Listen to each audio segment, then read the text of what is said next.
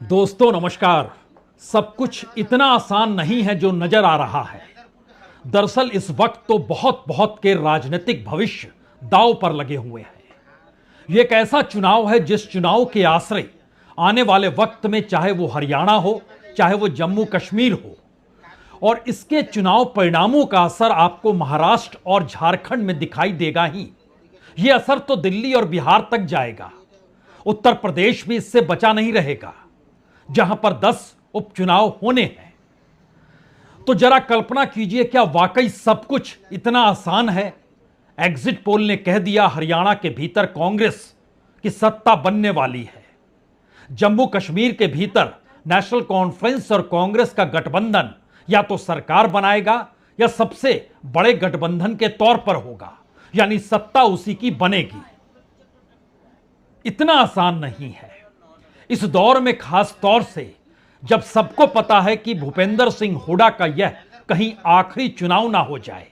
सबको पता है इस दौर में राहुल गांधी ने जिन मुद्दों को जिस तर्ज पर उठाया, वो मुद्दे कहीं चुनाव परिणामों के आश्रय कुंद ना पड़ जाएं।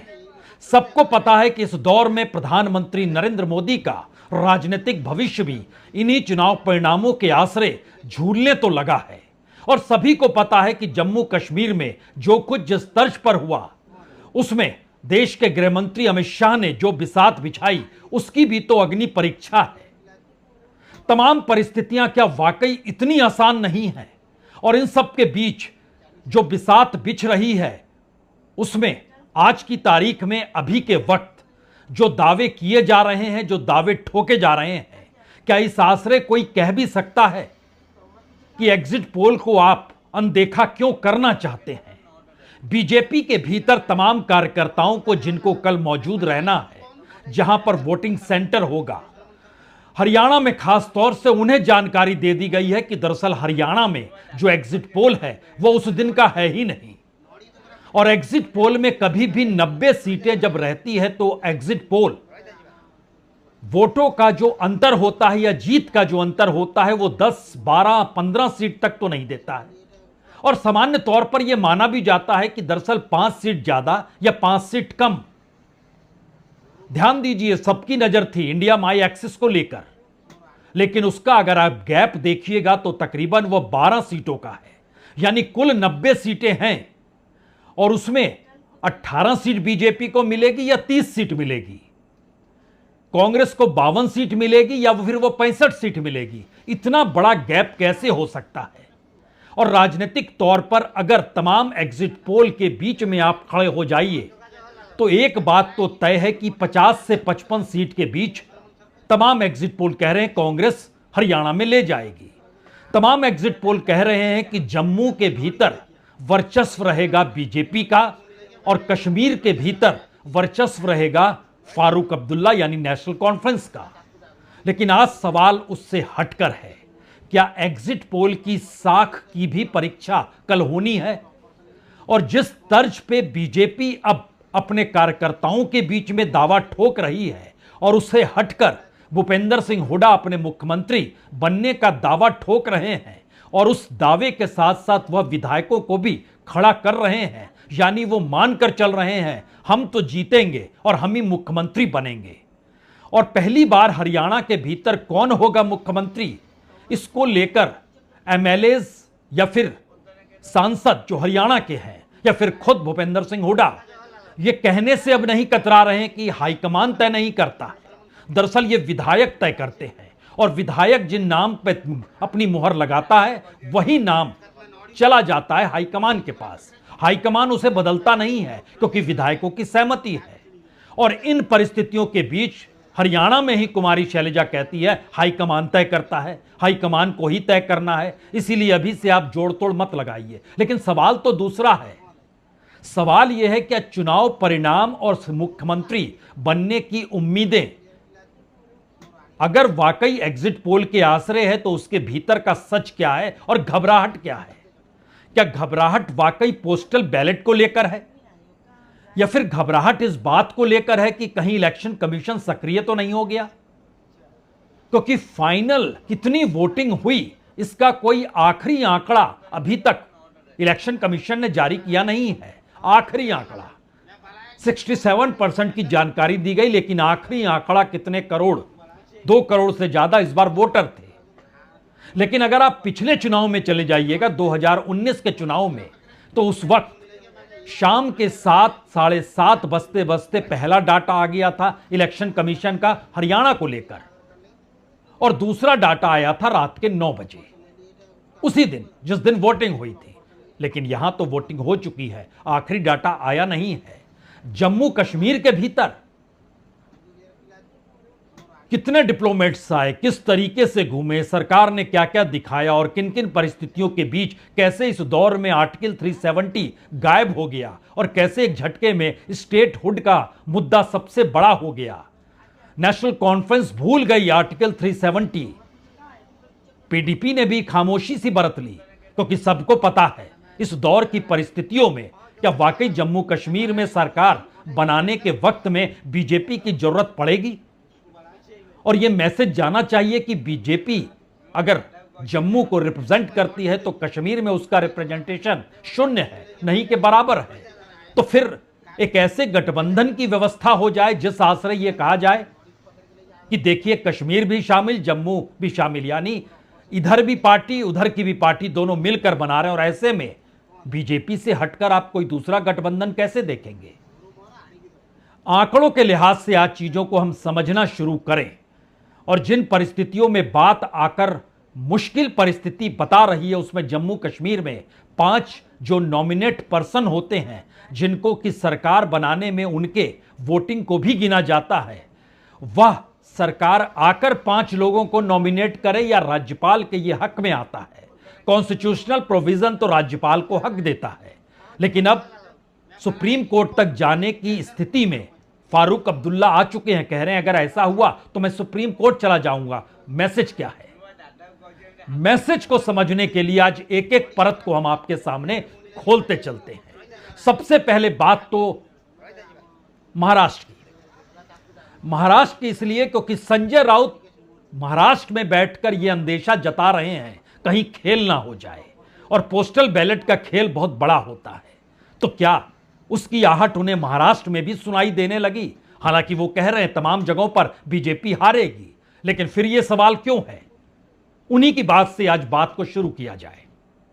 वो संभाल लेंगे मीन्स घोटाला करेंगे पोस्टल बैलेट में। आप देखिए महाराष्ट्र में क्या है ना, उनकी ताकत पोस्टल बैलेट में है, तो सबको हमको सतर्क रहना पड़ेगा।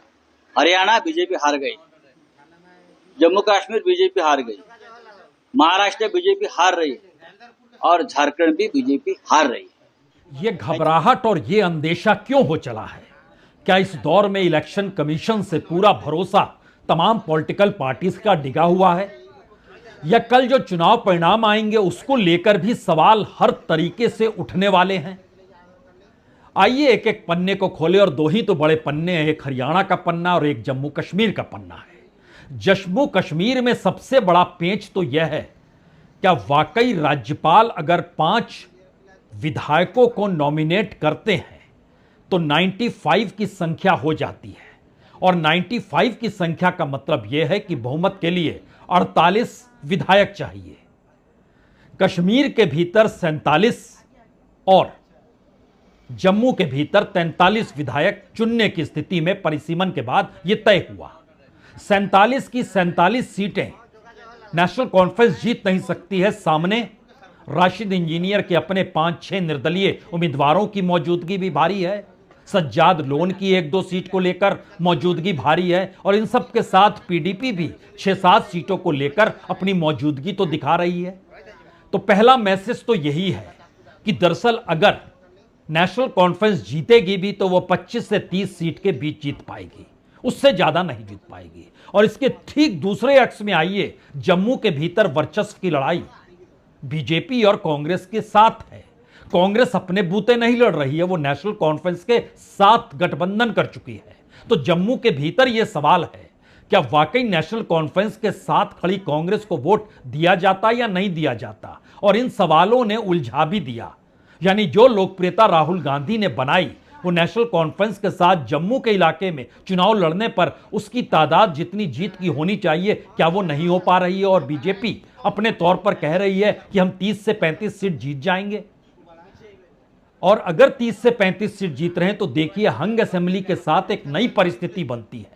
वो परिस्थिति बनाती है कि दरअसल एक बार फिर बीजेपी अगर पीडीपी के साथ मिल जाए तो भी क्या वो वाकई सत्ता तक पहुंच जाएगी? 6-7 सीट उसे भी दे दीजिए, तब उसमें नॉमिनेशन जिनका होगा वो बड़े मायने रखेंगे। और वो पांचों नॉमिनेशन अगर राज्यपाल कर रहे हैं तो वह बीजेपी के हक में होंगे। और दूसरी तरफ आज पीडीपी ने यह भी कह दिया कि हम समर्थन दे देंगे नेशनल कॉन्फ्रेंस को। और नेशनल कॉन्फ्रेंस की तरफ से फारूक साहब ने भी कह दिया, जी बीते 10 बरस के जो हालात हैं सब कुछ बिगड़ चुका है, सबको मिलकर बनाना होगा, सभी को साथ आना होगा। लेकिन यह तो अभी की स्थिति, अभी कहने की जरूरत क्यों पड़ गई? और इन परिस्थिति में जब यह सवाल आया कि 5 नॉमिनेशन विधायक जो होंगे नॉमिनेटेड, उनकी महत्ता इस चुनाव परिणाम पर भारी पड़ जाएगी, तो आमने सामने नेशनल कॉन्फ्रेंस और बीजेपी खड़ी हो चुकी है। इन दोनों की बातें जिस तर्ज पर निकल रही है वो बहुत साफ बता रही है कि यह बड़ा मायने रखता है। और पहली बार बीजेपी अपने कार्यकर्ताओं को कह रही है कि देखिए, इस बार पहली बार आपको एक हिंदू मुख्यमंत्री मिलेगा जम्मू कश्मीर का। गठबंधन किसी के साथ हो, लेकिन इससे पहले के गठबंधन में आपने महबूबा मुफ्ती के साथ रहकर देखा, लेकिन अब पहला मुख्यमंत्री हमारा होगा और हमारी सीट 35 के करीब तो होगी ही। अब इस मैसेज के इर्द गिर्द सबसे बड़ी बात यह हो गई कि आखिर यह नॉमिनेशन वाला मामला पूरे चुनाव पर भारी पड़ गया। सुन लीजिए दोनों की बात। पहले तो गवर्नर साहब जो हैं, लेफ्टिनेंट गवर्नर साहब, उनको इससे दूर रहना चाहिए, क्योंकि अब गवर्नमेंट फॉर्म हो रही है। ये गवर्नमेंट का है कि वो नॉमिनेट किसको करेगी और नॉमिनेट करके गवर्नर साहब को, लेफ्टिनेंट गवर्नर साहब को भेजेगी। That is a normal procedure. ये क्या करना चाहेंगे मुझे नहीं पता, मगर अगर अन्य ऐसा कदम उठाया, हम सुप्रीम कोर्ट पर जाएंगे। फिर हुकूमत बनाने का फायदा क्या है? अगर लाट साहब ही यहां रहेंगे तो हुकूमत का फायदा क्या है? We have to fight against all those. संवैधानिक व्यवस्था क्या है इस पर डिपेंड करता है, क्योंकि पहले होगा उनकी कन्वीनियंस के कारण या किसी की कन्वीनियंस के कारण ही होगा, और ये कॉन्स्टिट्यूशनल मैटर है और एलजी साहब उसके लिए अथोराइज्ड जो कॉन्स्टिट्यूशनल हेड हैं, उन्हीं का ही प्रेरोगेटिव है। तो ये जो स्पष्ट है, कांग्रेस तो इस प्रकार खामखा मुद्दा बना के लोगों को जो है उनके अटेंशन को जो है अपनी तरफ खींचने की कोशिश कर रही है, और उनकी ये बखलाहट भी है क्योंकि वो हारे हुए हैं, तो हारे हुए उसका जो है उस सारी चीजों को मद्देनजर रखते इस प्रकार की बातें कर रहे हैं। तो नेशनल कॉन्फ्रेंस के फारूक अब्दुल्ला, बीजेपी के निर्मल सिंह, दोनों की बातें एक दूसरे से टकराती है और यह सवाल भी खड़ा करती है कि आखिर जम्मू कश्मीर के चुनाव परिणामों पर 5 नॉमिनेटेड विधायक कितना असर डालने वाले हैं। लेकिन इन सब के बीच राशिद इंजीनियर भी यह कहने से चूकते नहीं कि दरअसल कोई जीते कोई हारे, सरकार तो किसी को बनानी ही नहीं चाहिए। इन्हें सरकार तो तब बनानी चाहिए जब यह केंद्र पर दबाव डालें कि पहले आप पूर्ण राज्य का दर्जा दीजिए, उसके बाद ही हम सरकार बनाएंगे। और खुद राशिद इंजीनियर अब यह कहने से चूक नहीं रहे कि फारूक साहब ने कहा था कि दरअसल यहां पर जो भी सरकार चुनी जाएगी, अगर स्टेटहुड नहीं होगा तो उसके पावर म्युनिसिपल कॉरपोरेशन वाले होंगे, यानी आप स्टेट को संवार कैसे सकते हैं। और यहीं पर सबसे बड़ा पेंच है कि क्या वाकई नेशनल कॉन्फ्रेंस और बीजेपी एक साथ मिलकर, एक साथ आकर एक नई बिसात बिछाएं और जम्मू कश्मीर को नए राज्य के तौर पर दोनों तरफ से ठीक करने में यह कहकर लग जाएं कि अलग अलग राह चलेंगे तो स्थितियां नाजुक रहेंगी। यह सवाल इसलिए भी बड़ा है क्योंकि इस दौर में राहुल गांधी जिन बातों को रखते चले गए उसमें निशाने पर बीजेपी और आरएसएस रही, उसमें निशाने पर प्रधानमंत्री मोदी की कॉरपोरेट नीतियां रही, उसमें निशाने पर इस देश के भीतर में जो हाशिए पर पड़े लोग हैं उनके साथ खड़े होकर एक समाजवादी नारा देने की स्थिति में खुद राहुल गांधी आए। इस देश के भीतर में नफरत का जिक्र करते वक्त फारूक साहब खुलकर साथ खड़े हुए दिखाई दिए। और इंडिया गठबंधन के भीतर तो पीडीपी की मौजूदगी भी और नेशनल कॉन्फ्रेंस की मौजूदगी भी, तो क्या एक नई परिस्थिति इस चुनाव के बाद जम्मू कश्मीर में बन सकती है? यह सवाल तो है। और इस सवाल के अक्स तले जेल से निकले हुए राशिद इंजीनियर, जिनकी जमानत 2 तारीख को खत्म हो गई थी, लेकिन एक झटके में उसे बढ़ाया गया और यह माना गया कि अगर बढ़ेगा नहीं तो अगर वो जेल में रहेंगे तो बाहर की राजनीति को साधने में वह असफल हो जाएंगे, क्योंकि उनके तो निर्दलीय विधायक है, चुनाव चिन्ह सबका एक है नहीं, पार्टी उस रूप में मान्यता पाकर सब कैंडिडेट्स को खड़ा कर नहीं पाई, तो उनकी जमानत को बढ़ा दिया गया 12 तारीख तक, यानी 8 को रिजल्ट आए और उसके बाद के वे घटनाक्रम में वो देखे, समझे, परखे। यह एक ऐसी सियासी बिसात है जिसको जम्मू कश्मीर के लोग बहुत महीन तरीके से समझ रहे हैं कि क्या होगा कोई नहीं कह सकता है। वो चाहे जम्मू का बड़े से बड़ा पॉलिटिकल कमेंटेटर हो या कश्मीर के भीतर का कोई पॉलिटिकल कमेंटेटर हो, कोई कहने की स्थिति में नहीं है। शायद इसीलिए राशिद इंजीनियर इन बातों का जिक्र कर रहे हैं कि जब तक स्टेटहुड हमें ना मिले, कोशिश करें कि नई सरकार तब तक ना बने। अगर मेजॉरिटी भी मिलेगी, चाहे किसी अकेली पार्टी को मिले, अलायंस को मिले, या इंडिपेंडेंस का सपोर्ट चाहिए या किसी और का सपोर्ट चाहिए, तो अच्छा रहेगा कि अगर ये सारी पार्टियां एक पॉइंट पर फोकस करके यूनियन गवर्नमेंट पर ये कहते हैं कि आप स्टेटहुड वापस दे दीजिए, इलेक्शन हो गया। अगर उमर साहब खुद कहते थे कि म्यूनिसिपैलिटी से ज़्यादा पावर इस सरकार के पास नहीं रहेगा। वाकई बहुत दिलचस्प होगा कल चुनाव परिणाम जम्मू कश्मीर के क्या होते हैं, लेकिन उससे कहीं ज्यादा दिलचस्प और इस देश की राजनीति को प्रभावित करने वाला तो हरियाणा का चुनाव है। यह कल्पना के परे है कि भूपेंद्र सिंह हुड्डा के लिए इस दौर में कांग्रेस के जरिए जो राजनीतिक जमीन उन्हें मिल रही है वो शायद उन्हें 60, 70, 80 सीटों तक भी पहुंचा सकती थी। लेकिन फिर ऐसा क्या हो गया कि एग्जिट पोल जब निकल कर आया तो एवरेज 50 से 55 सीट के भीतर वो अटक गए। यह कांग्रेस के भीतर का अंतर्विरोध था, जिसमें वह शुरू से मान रहे थे कि वह यानी कांग्रेस, कांग्रेस यानी वह, और इन दोनों के बीच हरियाणा, यानी हरियाणा में वही सब कुछ है। इसी आश्रय टिकटों का वितरण, इसी आश्रय राजनीतिक बिसात बिछाना और इसी आश्रय इस दौर में कुमारी शैलजा का सवाल हो या सुरजेवाला का सवाल हो, उलझने बढ़ती गई। राहुल गांधी को हाथ मिलवाने मंच पर दिल्ली से चलकर पहुंचना पड़ा और यह एक ऐसी परिस्थिति थी जिसमें पहली बार लग गया कि सत्ता जब नजदीक दिखाई देने लगती है तो जो नेता होता है वह दरअसल उस विचारधारा को भूल जाता है कि जिस विचारधारा के आश्रय एक राजनीतिक जमीन बनाई गई, उसे नजर सिर्फ और सिर्फ वह कुर्सी आती है जिस कुर्सी के आश्रय वह अपनी विचारधारा को भी देखने लगता है। और यही काम तो बीते 10 बरस में राजनीतिक वजहों से या राजनीतिक सत्ता के लिए प्रधानमंत्री मोदी और अमित शाह ने यही पाठ बीजेपी को पढ़ाया। सत्ता नहीं रहेगी तो आप कुछ नहीं रहेंगे। और यही वजह है कि भूपेंद्र सिंह हुड्डा एग्जिट पोल के भरोसे ही सही, लेकिन वह ताल ठोक चुके हैं कि मैं मुख्यमंत्री हो रहा हूं, और वो राहुल गांधी से मुलाकात करने दिल्ली भी पहुंच गए। और इन परिस्थितियों के भीतर मैसेज यही है कि दरअसल तय तो विधायक करेंगे, और इसमें हाईकमान क्या विधायक ही सब मिलकर तय करेंगे तो वही तो फाइनल होता है। यानी एक तरफ कांग्रेस और उनके नेता पूरी तरीके से उस खुमारी में डूब चुके हैं जहां पर उन्हें कल मुख्यमंत्री के तौर पर कुर्सी मिलने वाली है जैसे ही चुनाव परिणाम आएगा। लेकिन दूसरी तरफ बीजेपी कहीं कुछ और तो नहीं सोच रही है।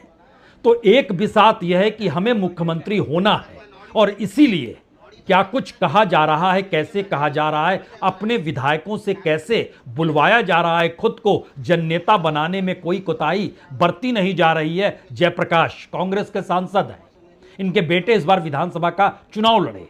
उनसे पूछा गया आपकी राय क्या है, उन्होंने कहा भूपेंद्र सिंह हुड्डा जननेता हैं। देखिए, कांग्रेस पार्टी का एक सिस्टम है, क्योंकि कांग्रेस पार्टी में इंटरनल डेमोक्रेसी है, और ये कई लोग इस तरह का भ्रम पैदा करने का कई साल से प्रयास कर रहे हैं, मैं बनूंगा, मैं बनूंगा, मैं बनूंगा। कांग्रेस पार्टी का सिस्टम है विधायकों की अनुशंसा, रिकमेंडेशन, रायशुमारी होगी, और रायशुमारी में जिनको विधायक अनुशंसा अपनी करेंगे हाईकमांड को, हाईकमांड उसी को बनाती है और इसमें कोई दो राय नहीं। जहाँ तक सवाल है कौन बनेगा, अब कौन बनने में अगर कोई शंका समझता है, देखिए कांग्रेस हाईकमांड हरियाणा प्रदेश में आज के दिन को जननायक, मास लीडर, जनता का नेता है तो चौधरी भूपेंद्र सिंह हुड्डा है। ये कांग्रेस के सांसद जयप्रकाश हैं, भूपेंद्र सिंह हुड्डा के बहुत करीब के हैं। लेकिन सवाल है कि दूसरी तरफ बीजेपी ये मानकर चल रही है कि तकरीबन 25 से 30 सीटों पर जो पूरा वोटिंग पैटर्न था वो बहुत साफ तौर पर कोई नहीं कह सकता है कि कांग्रेस वहां पर जीत जाएगी। यानी 18 से 20 सीट तो बीजेपी जीत रही है, 30 सीट कांग्रेस भी जीत रही है। इसके बाद कौन कितनी सीटें जीतेगा और उसमें 30 सीटें अगर फंसी हुई है जो बीजेपी मान रही है तो वहां क्या होगा।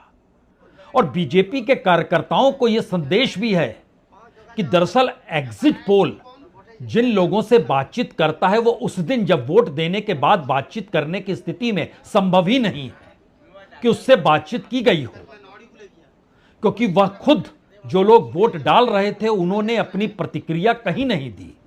और इस बात की जानकारी 48 घंटे पहले वोटिंग के पहले निकल कर भी आई थी। और ध्यान दीजिए, हरियाणा के चुनाव का ऐलान होना, उम्मीदवारों के नामों का ऐलान होना, उम्मीदवारों के नामों की वापसी होना, निर्दलीय जो खड़े हो गए बागी होकर उनके खिलाफ कांग्रेस के भीतर से कार्रवाई होना, और उसके बाद शैलजा का रूठना, शैलजा और भूपेंद्र सिंह हुड्डा के भीतर टकराव की परिस्थिति का आना, और उसके बाद राहुल गांधी का दोनों को मनाने जाना, फिर रोड शो निकालना, इतनी परतें हैं कांग्रेस के भीतर कि ये परतें बहुत साफ तौर पर बताती है कि दरअसल चुनाव शुरू से लेकर आखिर तक कई रंग में रंगते चला गया, बदलते चला गया, उसकी रंगत बदलती चली गई। तो एग्जिट पोल के आसरे मत जाइए, यह संदेश बीजेपी के कार्यकर्ता या एमएलए का चुनाव लड़ रहे नेताओं को है। और उनकी तरफ से यह संदेश दिया गया उन्हें कि आपको कल डटे रहना है। यह डटे रहने वाला मामला जो है यह राजनीतिक तौर पर कांग्रेस के भीतर भी है। कल आपको कोई कोताही नहीं बरतनी है। लेकिन इन सब के बीच जो सवाल जयप्रकाश सांसद जो कांग्रेस के उनसे पूछा गया, वही सवाल भूपेंद्र सिंह हुड्डा से भी पूछा गया और उनका जवाब भी सुन लीजिए मुख्यमंत्री को लेकर। सर, नायाब सैनी ये कह रहे हैं कि 8 तारीख को जब नतीजे आएंगे उन पर तमाम रिपोर्ट है कि जनता जवाब देगी और कांग्रेस कहेगी कि ईवीएम खराब है। तो इसको लेकर क्या कहेंगे? वो उनकी सोच है, हमारे को पूरा वो है और भारी बहुमत से कांग्रेस की सरकार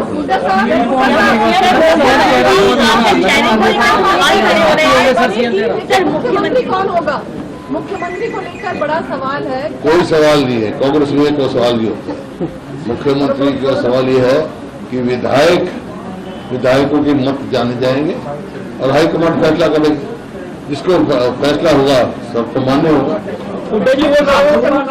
अब हुड्डा जी मुख्यमंत्री बनने को बेताब हैं, लेकिन हकीकत क्या है राजनीतिक तौर पर इन्हीं नेताओं को लेकर? पहली हकीकत तो यह है कि बीजेपी आखिरी वक्त तक, यहां बीजेपी नहीं कहें बल्कि दिल्ली की सत्ता जो प्रधानमंत्री मोदी और अमित शाह संभालते हैं, उनके लिए तमाम विचारधारा चुनावी जीत के साथ जुड़ी हुई है। और उन दोनों को इस बात का एहसास है कि हरियाणा की हार और उसके बाद महाराष्ट्र की हार पूरी की पूरी बीजेपी की रंगत को बदल डालेगी, क्योंकि अध्यक्ष उनके अनुकूल का होगा नहीं। और लेकिन अगर वह चुनाव जीत जाते हैं तो फिर बीजेपी को कैसे चलाना है या कहें कैसे किस दिशा में ले जाना है, यह सब कुछ वही तय करेंगे। और यहां पर आरएसएस भी बहुत ज्यादा बोल नहीं पाएगी, जो इस दौर में संकट महसूस कर रही है और हिंदुत्व का राग दोबारा से अलापना उसने शुरू कर दिया है। तो पहला सवाल तो यह है, जिस पॉलिटिकल पार्टी की पहचान ही चुनावी जीत हार से जुड़ी हो और चुनावी रिजल्ट के दिन, रिजल्ट से पहले की उसकी खामोशी किसी तूफान की आहट तो नहीं है? यह पहला सवाल है। और दूसरा सवाल, इस दौर में क्या एग्जिट पोल के आसरे जो ताना बाना राज्यों के चुनाव परिणाम को लेकर बुना जा रहा है, और उसमें जब इतने बड़े गैप के साथ 10 से 15 सीटों के गैप के साथ हर एग्जिट पोल आ रहा है, तो क्या एग्जिट पोल वाले भी ये मान चुके हैं कि दरअसल उनकी अपनी क्रेडिबिलिटी दांव पर है?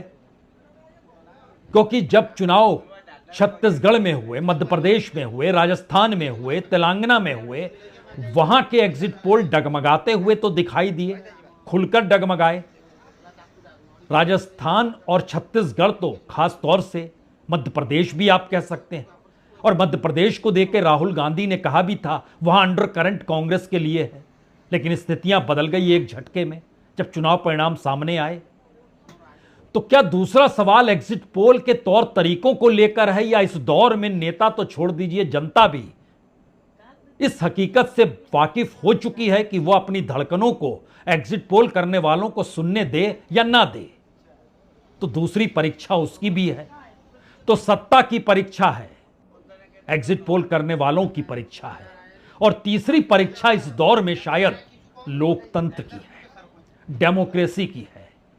और ध्यान दीजिए, राहुल गांधी जिस बात का जिक्र कर रहे थे बीच बीच में, वह जब ये कहने पर आए कि हम आपको ये रेवड़ियां बांटेंगे, आप हमें वोट दे दीजिए, तब वो भटकते हुए दिखाई दिए।